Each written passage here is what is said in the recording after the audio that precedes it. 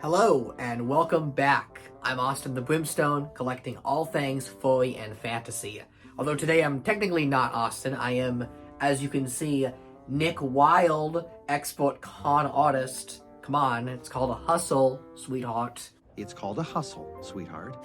Anyways, I've always had a soft spot for these strange books that come out as movie tie-ins. They're called, like, The Complete Guide to Blank Movie. So this is Over the Hedge, and of course we have Shrek. They've probably made quite a few of these. But there was one for Zootopia, and unfortunately this is like the closest thing we have to an overview of the world of Zootopia. Despite being a very lore-rich movie with a huge cult following, we've never had a real nice book delving into like the daily life, politics, and world and town of Zootopia itself. You know what I'm talking about, like the Gravity Falls Journal of Zootopia, like an in-universe book. We've never had that. But we did get this strange book back when the movie first came out, and I just thought we would take a look at it. I'm a Zootopia super fan. I've looked at this book a couple times, and there is some interesting stuff in here, including a very interesting bit of info related to a deleted scene that you're going to want to know about. So without further ado, I'm going to flip the camera around, and we're going to check out the Strange Zootopia Essential Guide. Here we are. Here is the cover that highlights some of the main characters, or should I say, some of the main characters in the marketing materials, because Nick and Judy are really the only two main characters of Zootopia. Everyone else just appears in like a scene or two.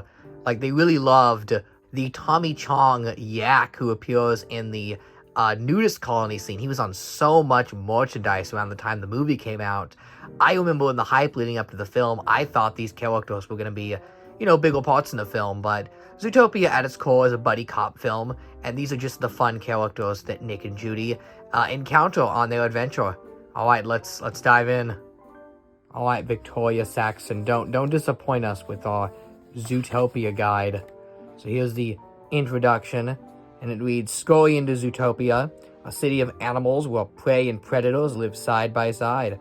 It's a place that holds big dreams for all its dwellers, no matter what their shape, size, or paw type.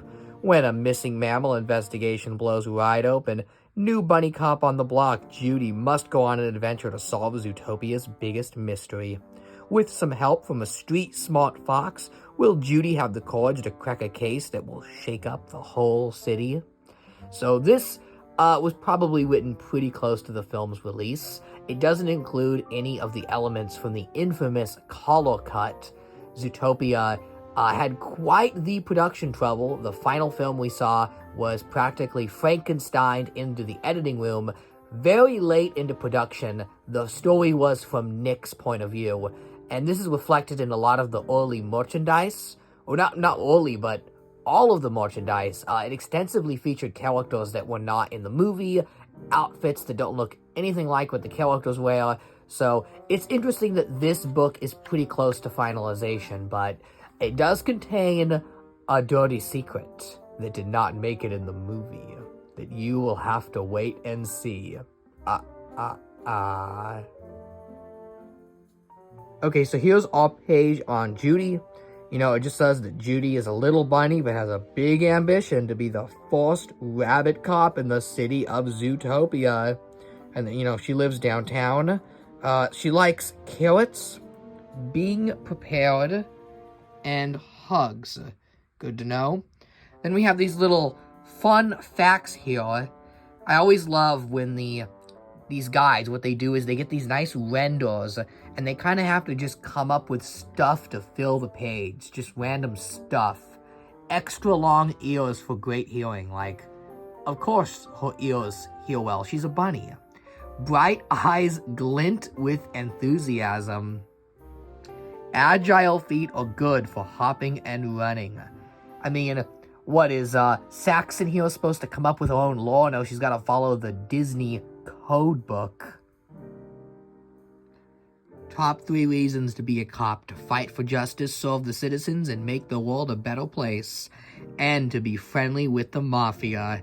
I always thought this scene was honestly pretty great, that Judy is able to kind of sweet talk the mob to get extra info, because, you know, it's implied from the beginning that Judy's a by-the-book cop and Nick's kind of a con artist. And this is when Nick kind of begins to realize that Judy is a lot more savvy than he thinks, that she's able to weasel her way into the criminal underworld and make friends. The one thing not even Nick could do. Not even Nick could get on the good side of Mr. Big. After all, he sold him the rug of a skunk's butt.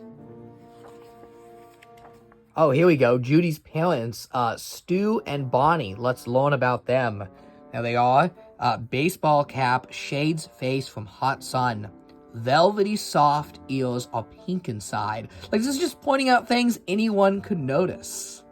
Also, I think it's funny that Stu's rabbit ears stick out of his hat.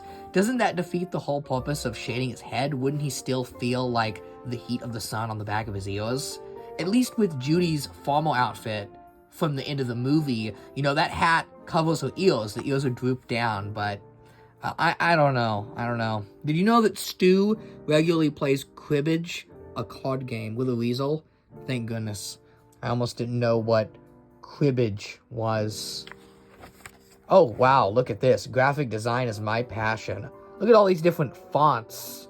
But they're not all that exciting fonts. They're all just kind of like different versions of Times New Roman and Helvetica. Lucky Carrot Pen. Apartment address. Subway map. I guess this is just like Judy moving into Zootopia. Here's all of Judy's sisters. And boy, each one of these designs, especially like the sister here that's the same age as Judy, kind of the adult one that wears the crystal necklace. Like, how much fan art exists of that character? So much fan art. Oh, here we go. This is exciting. A map of Zootopia and all of the districts. This is the stuff I wanted. This is the sweet lore. I would love like a really nice, detailed map of Zootopia. But for now, we're going to have to go with the Funko key art. And this artwork style here was used for so much merchandise, especially that Nick running. These 2D simplified designs were used for clothing, action figures. I don't know. I like 3D renders. Maybe it's my inner Shrek, but I don't like it when they take CGI characters and give them like these simple 2D designs for the merchandising. Like, you made the character that complicated, own up to it and put him on some shorts. But anyways, let's look at the districts here.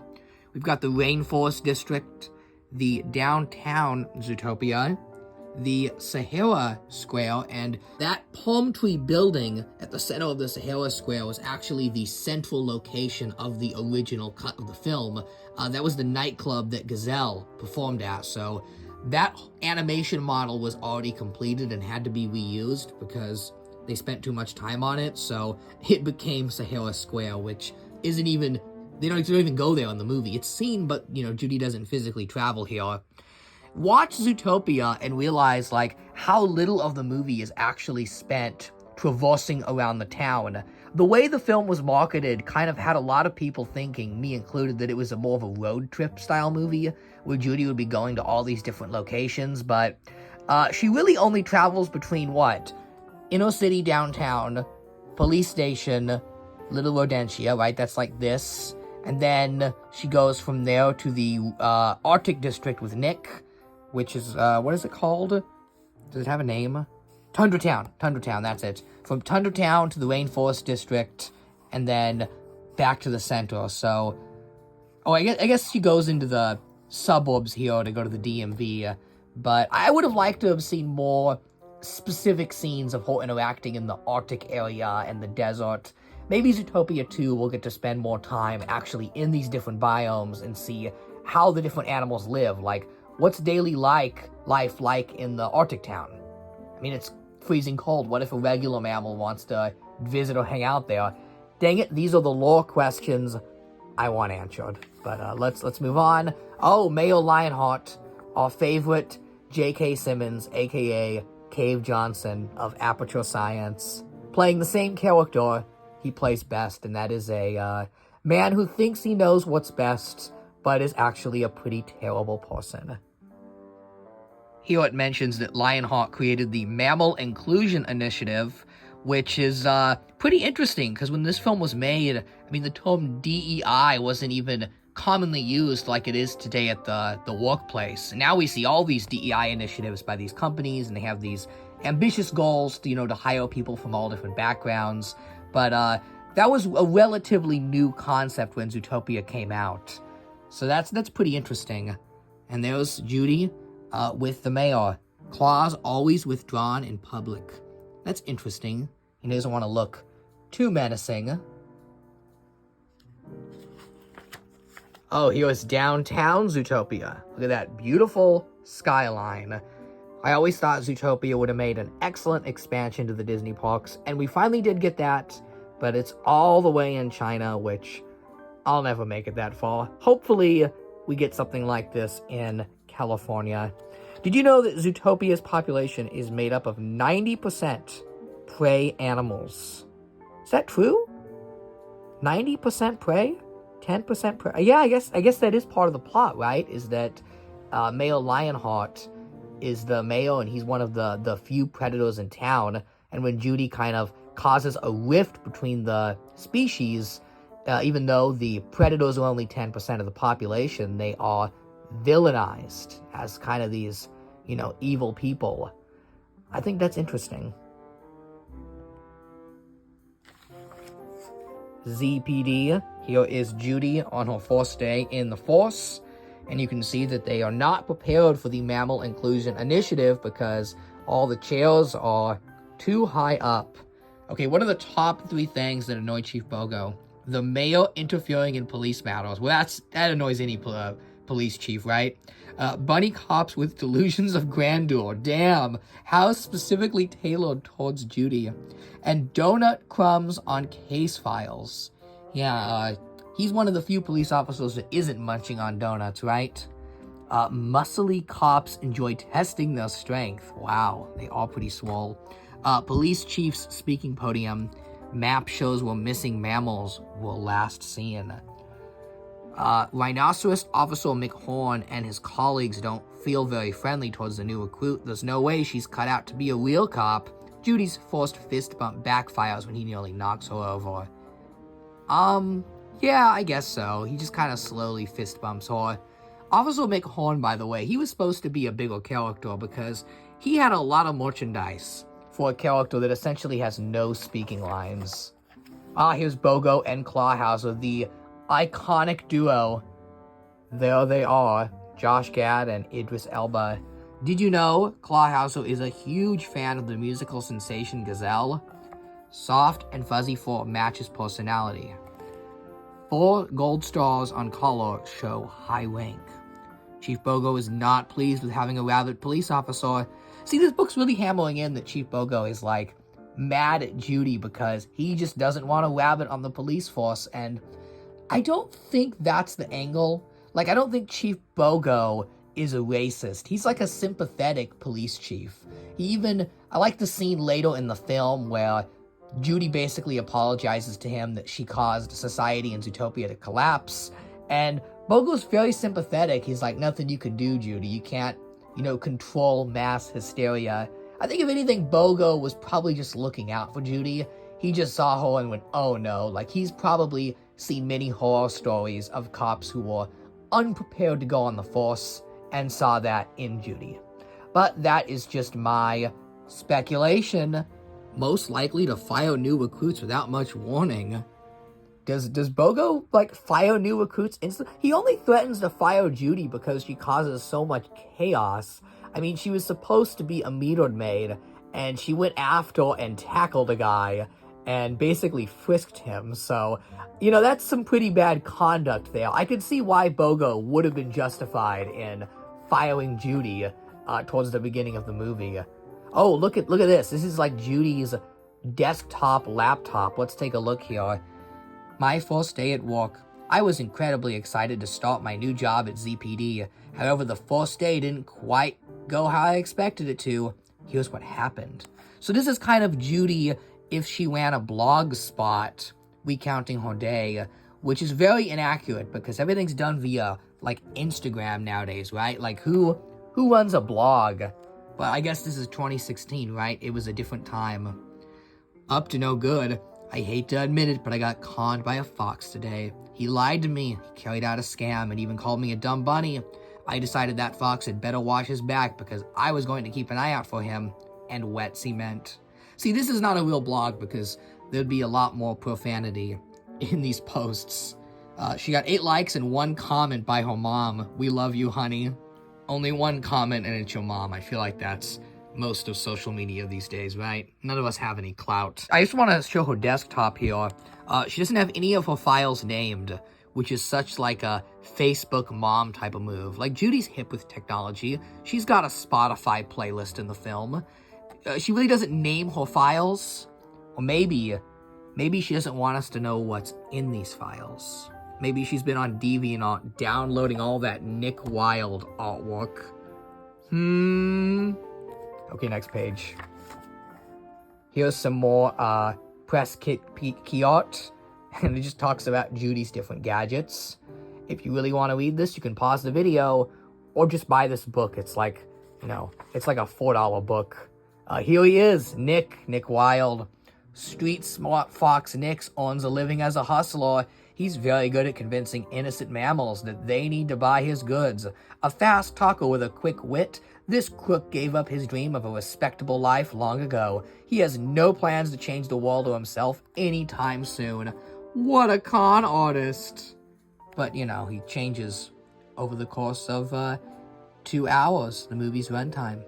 It's called a hustle, sweetheart. A quote I use on a daily basis and in most videos. It's called a hustle, sweetheart.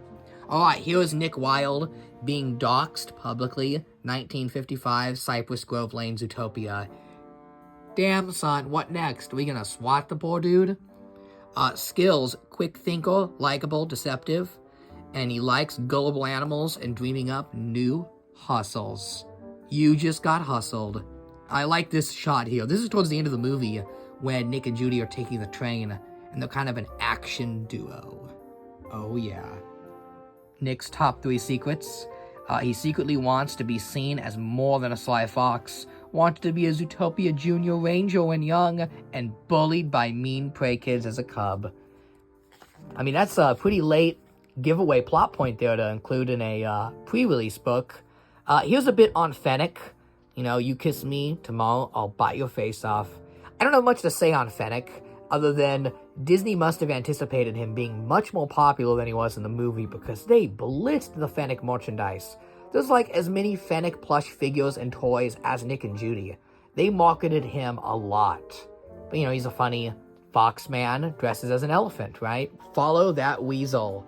So this is just kind of the first chase of the movie with Duke Weaselton. Nice reference to Wesselton from Frozen there. And am I the only one noticing that this isn't so much a guide to the city of Zootopia as it is just a recap of the movie in a very informative, long format? So much for being an essential guide. Here is the case file on Mr. and Mrs. Otterton. That's kind of a fun B-plot, and the Ottertons kind of ground the case in reality. It gives us a reason for Judy to want to go after her subject, in this case, Mr. Otterton.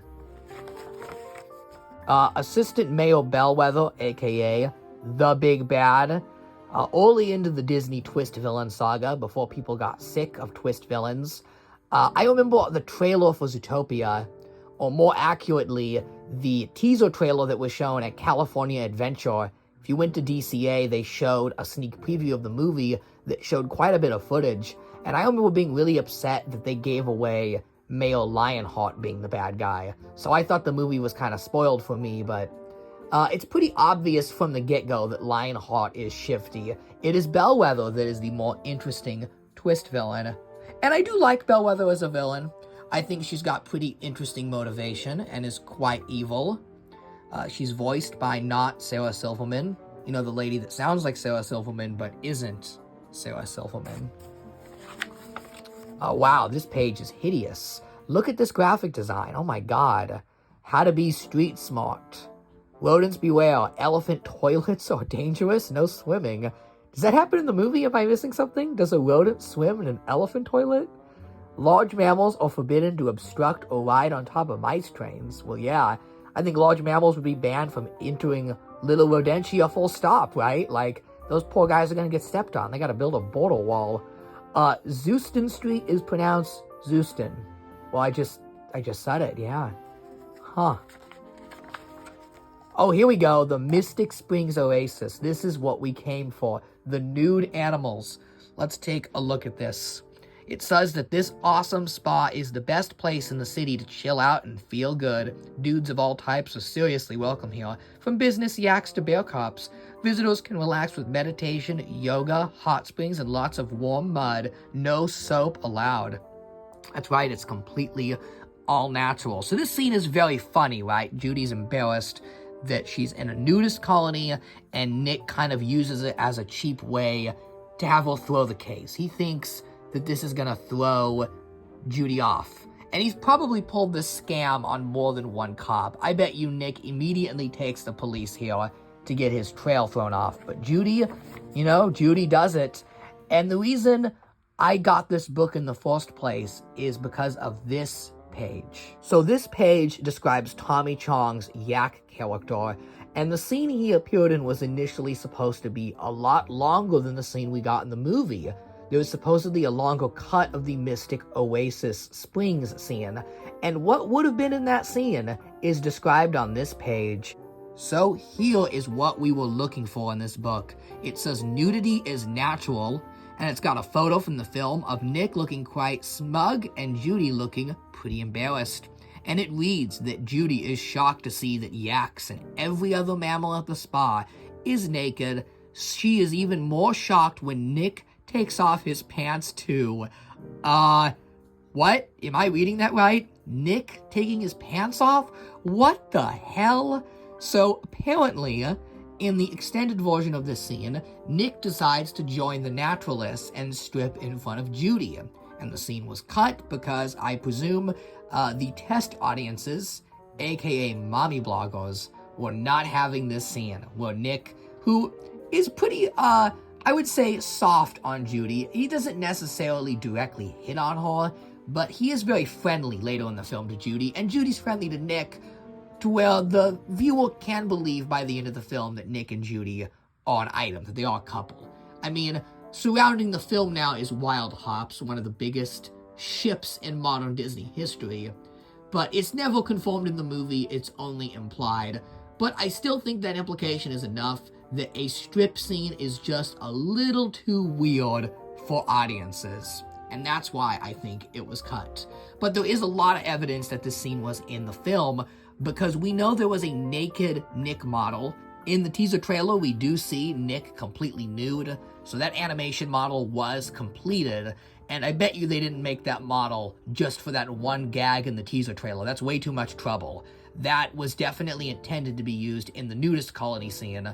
It's also worth noting that's the same trailer that has Judy armed with a gun, which was also cut late in the film's production, so, I assume that Nick nude and Judy with a gun were both part of a later cut of Zootopia. Not necessarily the infamous collar cut, where the whole plot was shifted and a lot darker, but I think it's from a version of the film that is close to what we have with slight differences.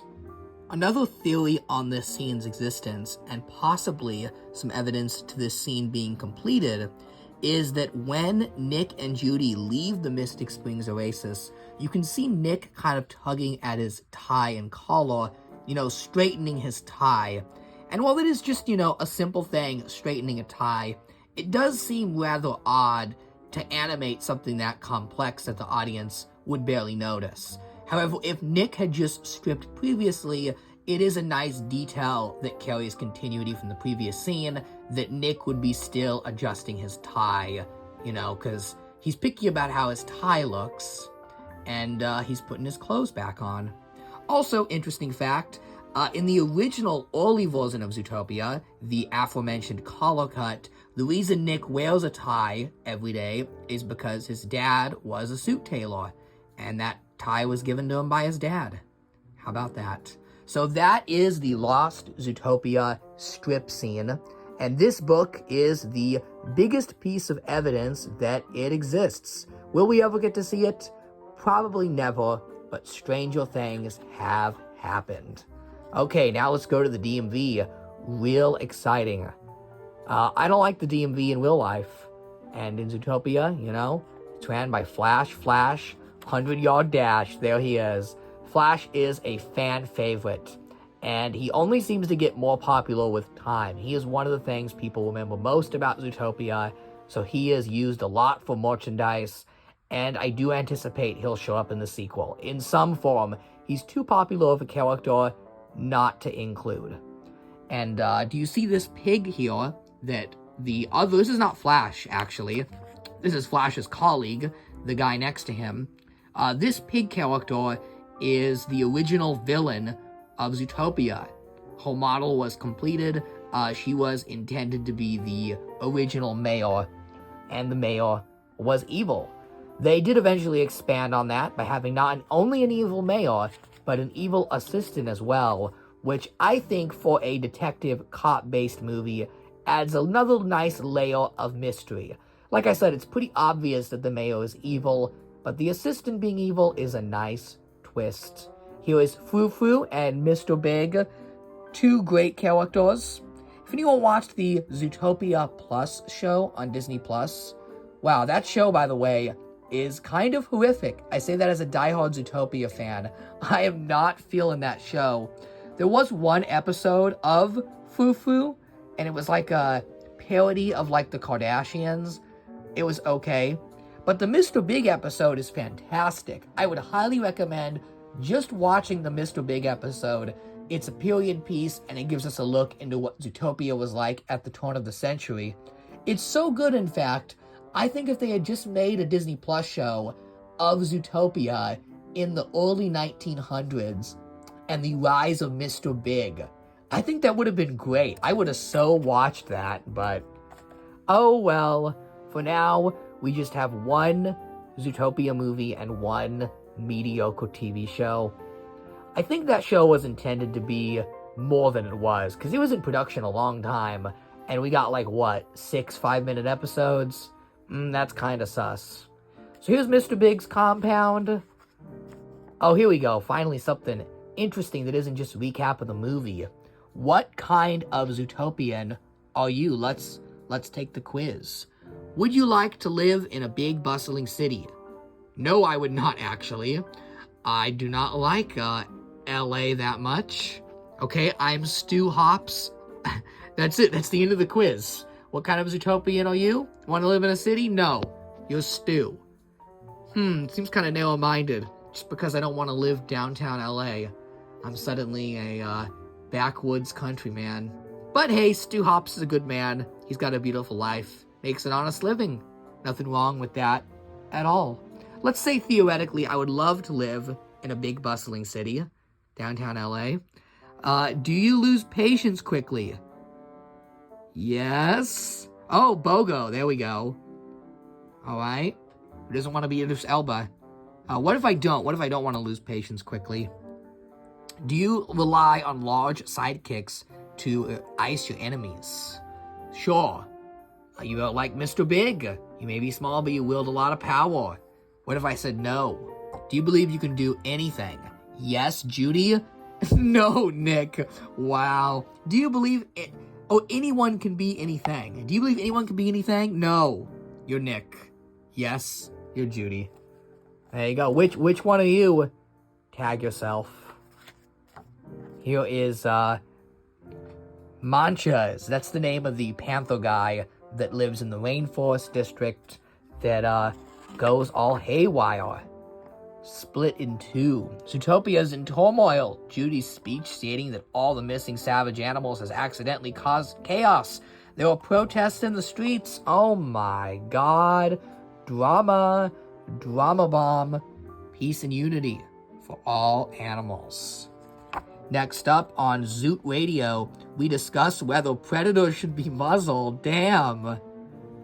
Here we have a text conversation. Okay, let's look at this. At 6:44 p.m., Marvin the Rat. I'm moving my mouse family away from here. Prey aren't safe anymore. Bob. This is crazy. We've been neighbors for years. You've got nothing to fear from us predators. Muriel says, hey, Lion, go back to the swamp. Wow, what a racist. And Bob says, I'm from the savannah. You know what? This is the most real social media conversation I have ever seen. A bunch of people complaining, posting misinformation, yelling. Damn, son. Zootopia got real. Judy's Who's Who. This is kind of like Judy's pinboard. Examining Exhibit A, Exhibit B. It's cute, but, realistically, she wouldn't have had time to make this. Judy was kind of in a hurry to save the day. I do like that it's got her little paw down there. The more we try to understand another, the more exceptional each of us will be. Well, that's true, Judy. Nick and Judy's first duty as police partners was to patrol the Skunk Pride Parade. What? I have never seen that tidbit of information. That sounds absolutely awesome. I must see the Skunk Pride Parade in Zootopia 2. Oh my goodness, Zootopia has pride parades. I mean, of course it does, right? It's a big city. All the big cities have pride parades, but that is awesome and progressive. I like that. I like that bit quite a lot. Whoever included that, was this the author's doing? What was her name? Saxon? We got to give credit to the author for that Skunk Pride Parade bit. That is just great. Victoria Saxon. Okay, Victoria Saxon, if you're watching this, did you come up with the Skunk Pride Parade? Because that's brilliant. What a team. We cracked the biggest mystery in Zootopia, and look at us now. I've become a cop, and we're the best partners in ZPD. I still can't resist the odd dumb bunny joke, but Judy knows I love her. Nick. Oh no, the WildeHopps shippers are gonna go crazy. Look at that last bit. I love her, Nick. I think Nick and Judy are a little more than platonic. And again, that's why that strip scene may have been taken away. It's a little weird for Nick to kind of present himself when, towards the end of the movie, they're kind of being flirty with each other. But hey, maybe in the sequel, they've built some loyalty. We can get a real Nick striptease. I was pretty surprised to see how scared Nick was of Mr. Big. Seeing his vulnerable side is really something. Wow, we're really giving into the shipping bait here. Do the WildeHopps shippers know about this book? There's some real nuggets in here. Tricky Nick. This adorable fox really did look like an innocent kid with a pacifier, but he later turned out to be a crook. Later I realized that he does have a heart. He told me how to find Nick when I needed him. Sweet-looking scammer. Hey, check out this seemingly meek sheep. Her big white eyes and white curls make her look all soft and fuzzy, right? Look again, my friend. Look again. This power-hungry criminal mastermind was only looking out for herself. That is giving away the end of the movie. Wow. Dumb bunny. When I first met her, I thought Judy was just some dumb bunny from the countryside. And okay, she may still live in dreamland sometimes, but she's smarter than she looks. She hustled me. That's a great line. She hustled me. Save that for the sequel, Disney. Use that. Kind of reminds me like at the end of Shrek Forever After, when Shrek says to Fiona, I didn't rescue you, you rescued me. That's good. Don't judge a mammal by its fur. Stereotypes are a big problem in modern Zootopia. Who sees a sheep without thinking sweet? How about elephants who never forget? It's taken the unlikely form of a fox and a rabbit to help change the attitudes of an entire city. Look at that, Zootopia with its positive messaging. Zootopia does have a great message, and I think the film holds up even better now than it did back in the day. It is a modern Disney classic. Can't say the same about Strange World, but Zootopia, we will always have a soft spot for you. It's definitely my favorite Disney film. I was a DreamWorks kid. Always been a DreamWorks kid growing up. But to me, Zootopia was the first real Disney movie I was hyped for. I was there opening night, and I was just blown away by the film. I've seen it many times, and I think it holds up. It's fantastic, and I can't wait to see what the sequel cooks up. Okay, now it's time for a test. Did you watch the video and pay attention? Officer Entrance Exam. You are about to take the Officer Entrance Exam. ZPD is proud to support the Mammal Inclusion Initiative. I love that it's got again, the DEI reference, so in-universe.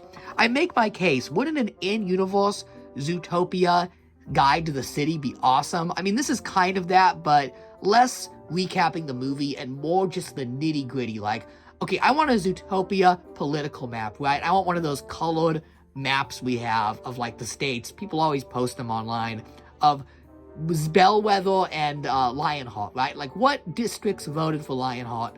Who did Lionheart run against? Did he run against anyone? Did Cave Johnson rig an election? I must know these things. Okay, no howling or bathroom breaks allowed. Damn, what is this? Public education? Read each question and carefully select the correct answer. If you don't pass this, boy, we're gonna send you to the coldest pool in Tundra Town. Scooping ice cream with an ungloved trunk, that's a class 3 right there, a violation. It is legal to transport goods across border lines without a permit. No, it's not. Judy mentions that to Nick. But he does have a permit, thank goodness. Which of the following is considered an emergency? Obviously it's a rebel platypus stuck in a sink drain. Mammal officers on parking duty should be prepared to ignore illegally parked vehicles that are pink, because pink is so fashionable. 1091 is police code for an animal in a tutu, obviously. It is illegal to enter a property without a warrant. That's actually true unless the officer has probable cause, which I think is the case for most of the United States. Not to say that the Zootopia is the U.S., but it clearly is an allegory for America at the time of the film's making. And its message is very poignant and, like I said, very relevant today. So that was just a look in the essential guide of Zootopia, one of the few cool pieces of merchandise we actually have from this film that was severely under-merchandised. We are a year out from Zootopia 2, where I will proceed to go nuts with all the merchandise. I'm gonna buy it all. Books, figures, lay it on me. And maybe, just maybe in Zootopia 2, we'll get to see that, Nick strip scene. Wouldn't Judy be a lucky gal? Wow. I have nothing else to say. Bye.